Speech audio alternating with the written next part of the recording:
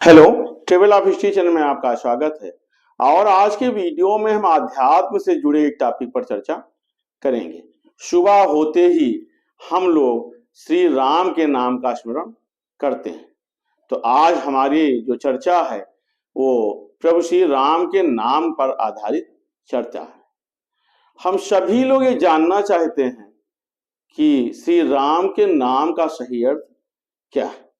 तो जो मैंने पढ़ा, जो मैंने समझा, उसे मैं आपके सामने इस वीडियो के माध्यम से रख रहा हूं। अगर आध्यात्म की दृष्टि से देखें, धर्म की दृष्टि से देखें, तो जो पाताल, आकाश और धरती का स्वामी है वही राम है। लेकिन अगर हम संस्कृत व्याकरण की दृष्टि से देखें तो रम धातु में घम प्रत्यय जोड़कर राम बना है। जहां पर रम जो धातु है उसका अर्थ है रमण, रमना या निहित होना या निवास करना। घम का अर्थ है ब्रह्मांड का खाली स्थान। तो इस प्रकार श्री राम के अर्थ का अगर हम नाम निकालते हैं तो ब्रह्मांड में निहित या रमा हुआ तत्व स्वयं ब्रह्म, वही भगवान राम के नाम का अर्थ निकलता है। राम के नाम का अर्थ इस आधार पर सकल ब्रह्मांड में निहित या रमा हुआ तत्व यानी चराचर में विराजमान स्वयं ब्रह्म, यही भगवान राम के नाम का अर्थ होता है। शास्त्रों में भी लिखा गया है, रमन्ते योगिनः अस्मिन् सा रामम उच्यते, अर्थात योगी ध्यान में जिस शून्य में हम रमते हैं उसे राम कहते हैं। इसी प्रकार राम का अर्थ है प्रकाश, किरण एवं आभा। आभा जिसे कि कांति कहते हैं। तो किरण और आभा जैसे शब्दों के मूल में राम है। रा का अर्थ है आभा और मां का अर्थ है मैं, मेरा या मैं स्वयं, अर्थात मेरे भीतर प्रकाश, मेरे हृदय में व्याप्त प्रकाश, निश्चय ही ये सभी राम हैं। यही ईश्वर का नाम है। राम शब्द के बारे में अगर हम देखें तो स्वयं तुलसीदास ने भी अपने साहित्य में लिखा है, करौ कहाँ लग नाम बड़ाई, राम न सकहि नाम गुण गाई। स्वयं राम भी राम के नाम के शब्द की व्याख्या नहीं कर सकते हैं। ऐसा भगवान राम का नाम है। राम विश्व संस्कृत के अप्रतिम नायक हैं और वो सभी सद्गुणों से युक्त हैं। वे मानवीय मर्यादाओं के पालक और संवाहक हैं। अगर सामाजिक जीवन में देखें तो राम आदर्श पुत्र, आदर्श भाई, आदर्श मित्र, आदर्श पति, आदर्श शिष्य के रूप में प्रस्तुत किए गए हैं। अर्थात समस्त आदर्शों के एकमात्र न्यायदर्श प्रभु राम का नाम ही दिखाई पड़ता है। अगुण सगुण दुई ब्रह्म स्वरूपा, अकथ अगाध अनाद अनूपा, मोरे मत बड़ नाम दुहूते, किए जे जुग निज बस निज बूते। निर्गुण और सगुण ब्रह्म के दो स्वरूप हैं और ये दोनों ही अकथनीय हैं, अथाह हैं, अनादि हैं और अनुपम हैं।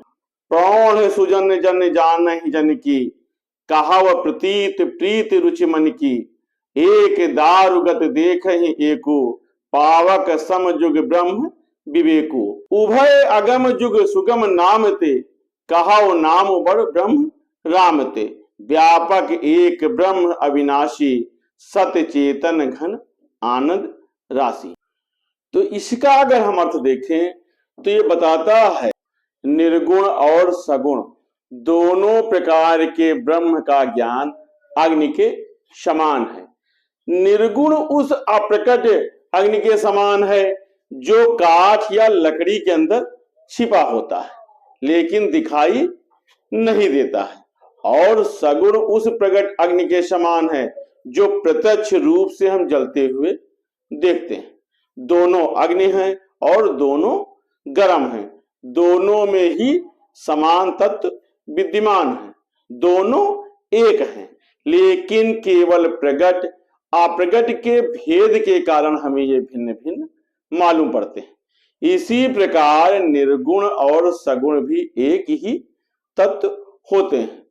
इतना होने पर भी दोनों ही जानने में बड़े कठिन लगते हैं, परंतु नाम में दोनों सुगम हो जाते हैं। इसी कारण निर्गुण ब्रह्म से सगुण राम को बड़ा कहा जाता है। ब्रह्म व्यापक है, एक है, अविनाशी है और चैतन्य और आनंद की धन राशि है, और वही राम है। असुप्रभ हृदय अछत अभिकारी, सकल जीव जग दीन दुखारी। नाम निरूपण नाम जतन ते, सोय प्रगटत जिम मोल रतन ते। ऐसे विकार रहित प्रभु के हृदय में रहते हुए भी जगत के सभी जीव दीन और दुखी हैं, क्योंकि हम सगुण और निर्गुण के भेद में पड़े रहते हैं, जबकि ईश्वर के नाम का जप करना ही निर्गुण और सगुण दोनों ब्रह्म की उपासना है और दोनों ही एक हैं। अगर देखा जाए तो निर्गुण से नाम का प्रभाव बड़ा दिखाई पड़ता है और नाम भगवान राम का सबसे बड़ा है। भगवान राम के नाम की व्याख्या केवल अपनी श्रद्धा के अनुसार ही किया जा सकता है। उनके नाम का कोई एक विशेष अर्थ नहीं है, इसीलिए लोग अपने अपने अनुसार भगवान के नाम की आराधना करते हैं। अगर हम देखें तो भारतीय समाज में राम शब्द का एक और उपयोग होता है। जब हम लोग किसी से मिलते हैं तो आपस में अभिवादन करते हैं या आपस में नमस्कार करते हैं। कुछ लोग प्रणाम करते हैं और कुछ लोग राम राम कहते हैं। यहाँ पर अगर हम देखें तो राम का जो नाम का प्रयोग है वो 2 बार होता है, राम राम, अर्थात 2 बार उच्चारण किया जाता है। ये हमारे वैदिक ऋषि मुनियों के क्रियाकलाप के द्वारा तय किए गए हैं और इसमें भी एक प्रकार का विज्ञान छिपा है। सामान्य व्यक्ति 1 मिनट में 15 बार सांस लेता है। इस प्रकार 24 घंटे में वो 21,600 बार सांस लेता है और इतनी ही बार छोड़ता है। और इसमें अगर हम ज्योतिष के अनुसार रात्र मान का जो एक औसत है 12 घंटे का और दिन का जो औसत है वो 12 घंटे का, तो इसमें अगर उसको डिवाइड करें तो वो 10,800 बार सांस लेता और छोड़ता है। क्योंकि किसी देवता का नाम पूरे दिन में 10,800 बार लेना सामान्य व्यक्ति के लिए संभव नहीं होता है, इसलिए अंत के दोनों शून्य काट दिए गए थे।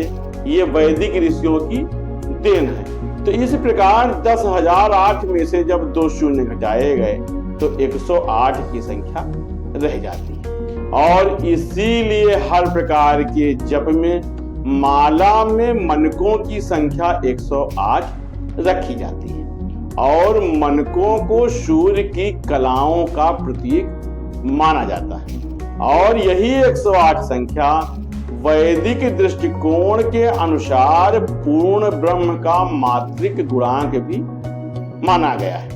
हिंदी वर्णमाला में का से गिनने पर रा अक्षर 27वें नंबर पर आता है, जबकि बड़ा आ का अक्षर द्वितीय स्थान पर आता है। इसी प्रकार मां शब्द 25वें नंबर पर आता है और राम रा बड़ा आ की मात्रा और मां, तो 27, 2 और 25 मिलाकर के 54 होता है।